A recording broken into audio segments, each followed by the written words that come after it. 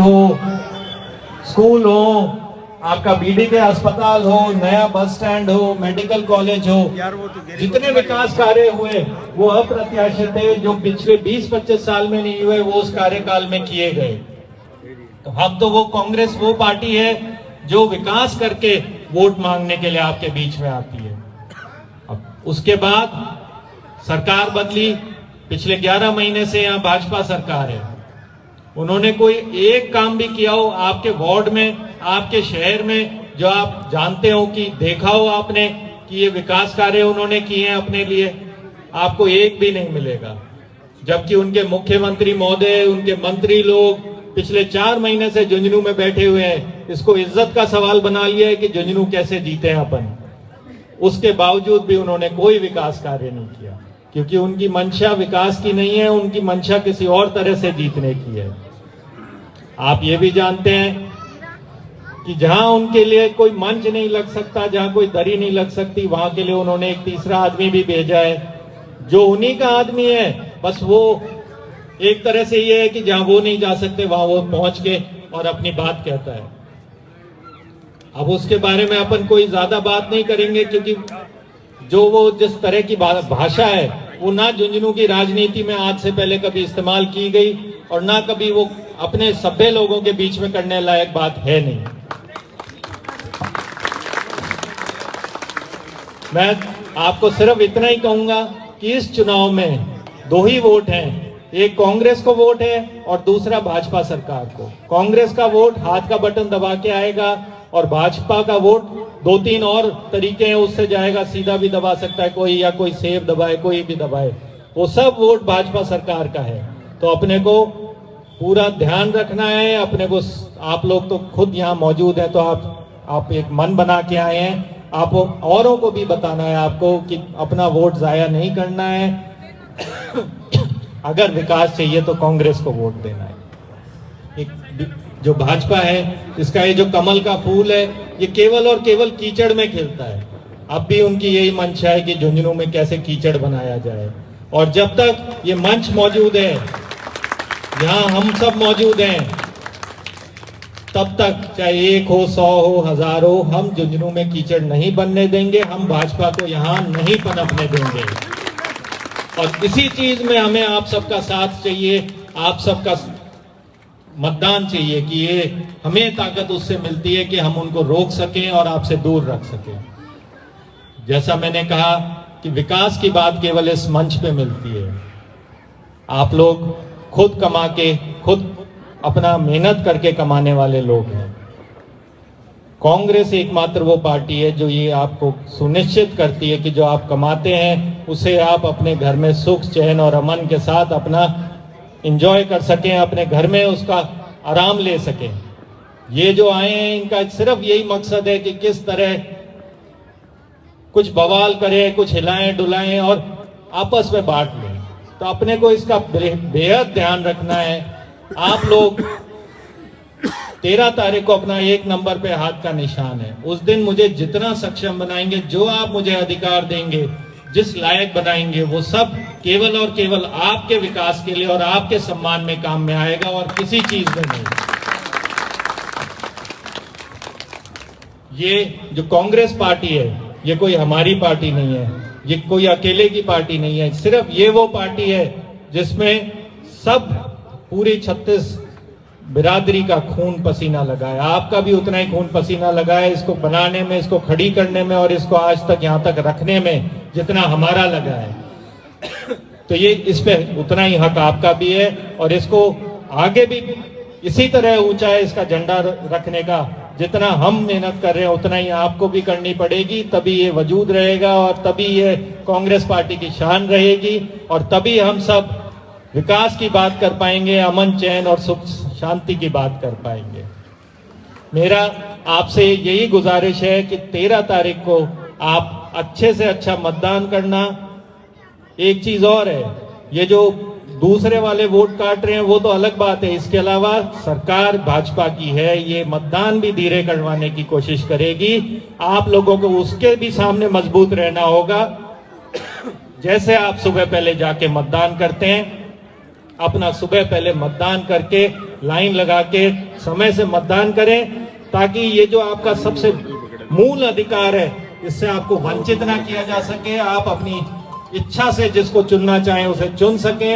आप 13 तारीख को कांग्रेस का बटन दबा के जितना मेरा हौसला बढ़ाएंगे उससे दुगना मैं आपको विकास के रूप में वापस दूंगा। ये मेरा आपसे वादा है, मैं आपको निराश नहीं होने दूंगा। आप सबका बहुत बहुत धन्यवाद। जय हिंद। बहुत अच्छी बात हमारे प्रत्याशी भाई अमितोला जी ने बताई है कि हर वक्त हर आपके सुख दुख के अंदर भाई अमितोला जी आपके साथ रहेंगे। आपके और अमितोला के बीच में कोई भी तीसरा व्यक्ति नहीं है। आप जब फोन करेंगे भाई अमितोला जी आपके बीच में मौजूद रहेंगे। अब मैं शहर की प्रथम नागरिक आदरणीय नगमा जी से मैं निवेदन करूंगा, आप भी अपना उद्बोधन दें।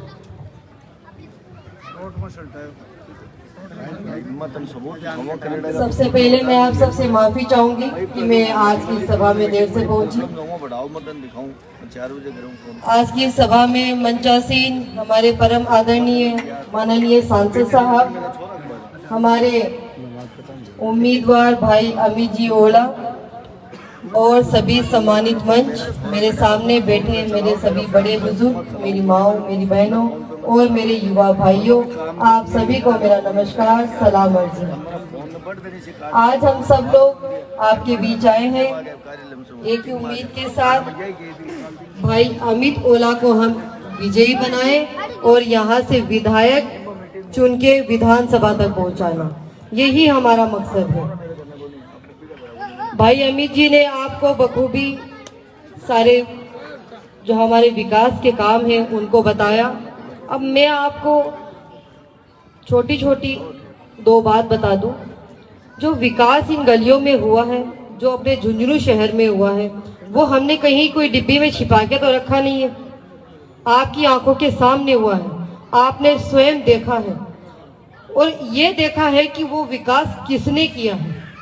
तो आप सब लोग समझदार हो, उस विकास को देखना है और 13 तारीख को सही चुनाव करना है।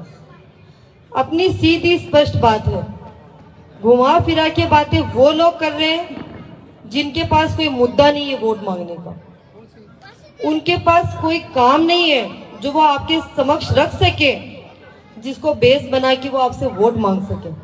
उनके पास कुछ नहीं है किया हुआ। जो कुछ किया हुआ है वो कांग्रेस की सरकार का है और माननीय विजेंद्र सिंह जी के सानिध्य में हुआ सारा काम है, इनके द्वारा किया गया सारा काम है। तो वो लोग आपके बीच नहीं आ पा रहे हैं सीधे तरीके से, तो आपके गलियों में, आपके मोहल्ले में वो घुस ही नहीं पा रहे। अपन देखे तो मैंने नहीं सुना कि इन गलियों में, यहाँ मोहल्लों में उनकी डायरेक्ट मीटिंग हुई है, नहीं हो पा रही। रीजन है, बड़ी पार्टी है, सरकार है उनकी, क्यों नहीं कर रहे मीटिंग?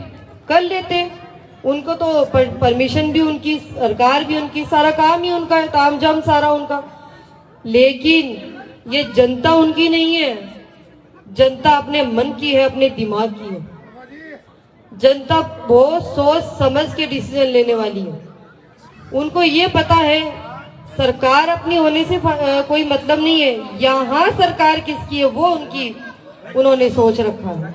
उनको पता है यहाँ सिर्फ और सिर्फ माननीय विजेंद्र सिंह जी ओला के सानिध्य में सारे काम हुए हैं और हमारे पास कोई मुद्दा नहीं है वोट मांगने का, इसलिए वो सीधा डायरेक्ट आपके पास नहीं आ पा रहे। तीसरा रास्ता अपनाया, जो बीच की एक कड़ी उन्होंने अपनी बनाई है ना, अपना राइट हैंड, उसको अपने बीच छोड़ दिया, उसके थ्रू अपने बीच आ रहे हैं वोट मांगने के लिए। लेकिन अच्छी बात अपने लिए, बुरी बात उनके लिए पता है क्या हो रही है कि उनको उसे भी मुंह तोड़ जवाब मिलने लग गए, इसलिए वो भी अपने अपने ठिकाने पर है अभी फिलहाल। ज्यादा उछल नहीं रहे, वरना शुरू शुरू में बहुत उछले थे, बहुत उबाल खाया, लेकिन अभी शांत इसलिए हो रहे क्योंकि उनकी जमीनें खिसक रही है नीचे से। ठीक है, अच्छा है, हम तो यही कहेंगे, ऊपर वाला जो भी करता है अच्छा करता है और आने वाले वक्त में जो करे वो भी अच्छा ही करे।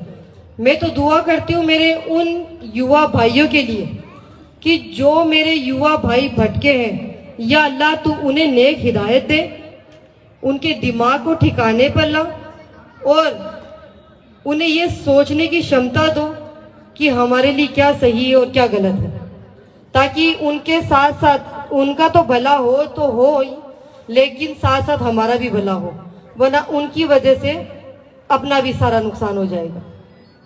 उनके पास कुछ नहीं है, जीतने का भी कोई अवसर नहीं है। उन्हें खुद को पता है कि हम जीतना नहीं, क्योंकि उनका मकसद ही नहीं है जीतना।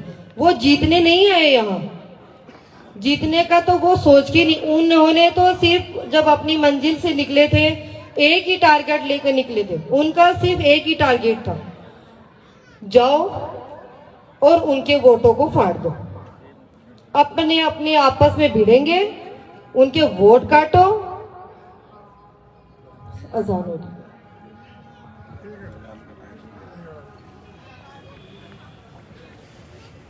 टाइम है घंटा जानकारी और ये दूसरी और ये आवाज आ रही है माइक बंद कर लो बैठ जाओ 10 मिनट बिना माइक बोल दे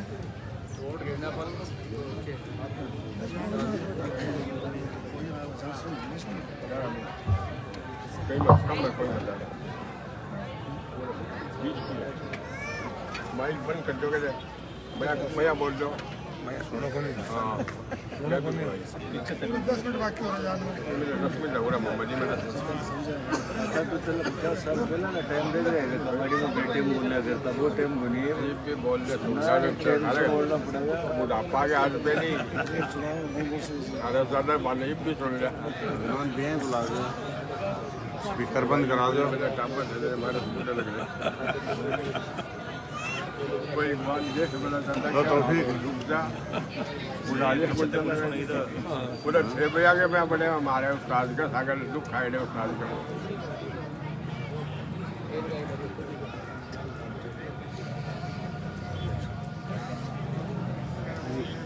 आइए अब्दुल्ला जी आइए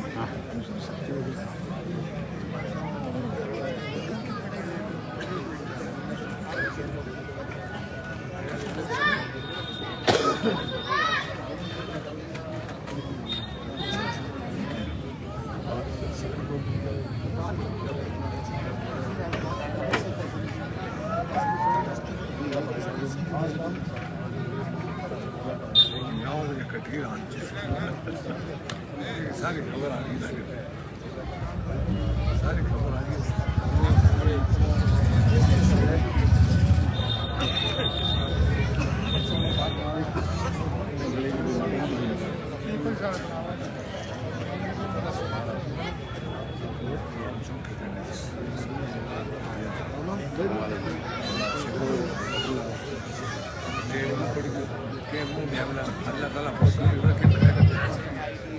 इनका मकसद कोई जीतना नहीं है, ये हम सबको पता है। मेरे नौजवान भाइयों को भी पता है, बड़े बुजुर्ग तो जिसे जानते ही है, सभी को पता है। जब जीतना नहीं है, जब आपका मकसद जीतना नहीं था, तो आपका मकसद क्या था यहाँ आने का? कोई खास कर जिले में रिश्तेदारी निभाने आए या झुंझुनू में कोई नए रिश्ते बहने आए क्या? नहीं ना। झुंझुनू में सिर्फ 2 ही पार्टियां हैं, एक कांग्रेस है, एक सामने वाली पार्टी है। ये हम सब जानते हैं। कांग्रेस पार्टी अपनी है, 36 कौम को साथ लेकर चलने वाली पार्टी। दूसरी पार्टी आपके सामने है, भाई से भाई को लड़ाओ, आपस में काटो और जीत जाओ और सत्ता हासिल कर लो। दूसरी वाली पार्टी का यही है। जब आप ये बोल रहे हो कि आप निर्दलीय हो, तो उस हिसाब से तो आपको दोनों पार्टियों को टारगेट करना चाहिए। स्पेशली हम पे इतनी मेहरबानी क्यों हो रही है? अपने कौम पे इतनी मेहरबानी क्यों? मेहरबानी का कुछ वो सब उनसे जान सकते हैं क्या कि आपकी मेहरबानी सिर्फ हम पे ही क्यों? हमदर्दी हमारे लिए क्यों? औरों के लिए दिखा देते, बाकी के 35 कौम क्या कहीं जा रही है? उनको भी थोड़ी बहुत तो देते। तो ऐसी बातें हैं। हम लोग आपके बीच कंटिन्यू आ रहे हैं, हर रोज हर गली हर मोहल्ले में हम मीटिंग कर रहे हैं। आप लोगों को बार बार चीजें समझाई हैं। अब वक्त आ गया है उन चीजों को सिर्फ समझ लेने का। हमें जितना समझाना था हमने समझाया, अब जिम्मेदारी बनती है आप पर। उन चीजों को समझो। और जो मेरे युवा भाई भटके हैं, उन्हें भी वापस लाने की पूरी कोशिश की जाए। जो भटक गए कोई बात नहीं, बच्चे हैं, चले गए, मेरी उम्र के मेरे ही भाई समझो, लेकिन कोई बात नहीं, हम पूरी कोशिश करेंगे, चाहे जैसे उनको लाना पड़े उनको लेकर आएंगे वापस, उनको सही राह पे और सही दिशा दिखाएंगे, और जो सही गलत में वो फर्क नहीं कर पा रहे हैं वो फर्क करना हम उन्हें सिखाएंगे। विकास है, आपके सामने है, कांग्रेस पार्टी है 70 साल से आपके सामने है, उठा के इसका सारा आप बायो देख सकते हो पीछे का कि कांग्रेस ने क्या किया है क्या नहीं किया है। अब आपकी मर्जी है, इतना सब देखने के बाद आप लोग अगर उनका वो झूठ का चश्मा पहनना चाहो तो आगे आने वाला जो रिजल्ट आपके सामने आएगा ना, इसके बाद 23 तारीख के बाद, उसके लिए भी तैयार रहना पड़ेगा। फिर भागना मत, फिर मत भागना, तो सोचो समझो और सही मतदान करो। मेरे भाइयों, इस कौम का नाम डूबने मत देना। ये कौम हम नौजवानों पर टिकी है, ये बड़े बुजुर्गों ने तो इसे बड़ी अमानत के तौर पे संभाल के रखा है, जो बुजुर्ग इन्हें देकर गए थे। ये कौम अपने दीन इस्लाम पर चलने वाली है। आप लोग भटक गए, आपकी जिम्मेदारी थी इस कौम को संभालना, लेकिन आप लोग भटके, कोई बात नहीं, वापस आ जाओ, अपनी अपनी जिम्मेदारियों को लेते हैं, मैं लेती हूँ, आप लीजिए, अपनी कौम के लिए लड़ना सीखिए। लेकिन कौम के लिए लड़ना बुरी बात नहीं है, लेकिन सही लड़ना सीखिए, किसी और के बहकावे में मत आइए। ये तो देखो कि कौन आपके साथ है और कौन आपके साथ नहीं है। कोई भी इंसान, चाहे कोई भी हो, अल्लाह बोल लेने से वो चीज़ दीन इस्लाम थोड़ी कबूल हो जाती है, ये सब कर लेने से चीज़ें थोड़ी बदल जाती है। वो तो हम जानते हैं कि क्या करने से क्या होता है। तो आप लोग एक बार इन चीज़ों को समझो, और ये जो वोट काट रहे हैं ना, इनको भी मुंह तोड़ जवाब दो, और भाई अमितोला को यहाँ से विजयी बनाओ। जितना विकास हो गया वो हुआ है, लेकिन जो बाकी रहा है उसके लिए भाई अमितोला को विधानसभा पहुंचाओ। फिर भाई अमितोला से भी तो काम करवाना है। हमारे युवा भाई हमारे साथ है, सोचकर देखिए, एक युवा भाई अपने युवाओं के साथ खड़ा होगा तो इनकी सोच देखिए। ये सिर्फ सड़कें, नाली, लाइट की बात नहीं करते, आपसे मंच पे खड़े होकर आपसे पता है क्या बातें करते हैं कि मेरे युवा भाइयों बताओ मुझे कि आपको कहाँ ट्रैक चाहिए, कहाँ आपको ओपन जिम चाहिए, कहाँ आपको खेल स्टेडियम चाहिए, बताइए। आज तक किए क्या कभी किसी युवा ने ऐसी बातें? अमित भाई वो बातें करते हैं हमसे मन से। हम युवाओं के लिए या आगे बढ़ना चाहते हैं तो हमारा भी फर्ज बनता है कि हमें अमित भाई को यहाँ से भारी बहुमत से विजयी बनाना है और विधानसभा तक पहुँचाना है। आप सब लोग दुआ भी दीजिए और भारी बहुमत भी वहाँ पेटियों में डालकर आइए, तब जाके ये विजयी हासिल होगी और सामने वाली पार्टी को मुंह तोड़ जवाब मिलेगा। आप सब लोग यहाँ पहुँचे, उसके लिए आप सबका तहे दिल से शुक्रिया। और नेक्स्ट मीटिंग पुतला बाजार में रखी गई है, उसमें भी आप सब लोग आइए और भाई अमितोला का इनके पीछे हमारा हौसला अफजाई कीजिए। जय हिंद। बहुत बहुत धन्यवाद नगमा जी। अब मैं मंच पर उपस्थित लक्ष्मणगढ़ नगर परिषद के चेयरमैन आदरणीय मुस्तफा जी से निवेदन करूंगा, आप भी आए और अपना उद्बोधन दें। अस्सलामु अलैकुम, नमस्कार। मंच पे हमारे सांसद जी, हमारे अमित जी ओला साहब और सभापति जी नगमा जी, उप सभापति, सम्मानित मंच, पार्षदगण और सबसे ज्यादा मोतियों से महंगे आप लोग जो सामने बैठे हैं। आप है तो ये मंच है, और आप नहीं है तो ये मंच नहीं।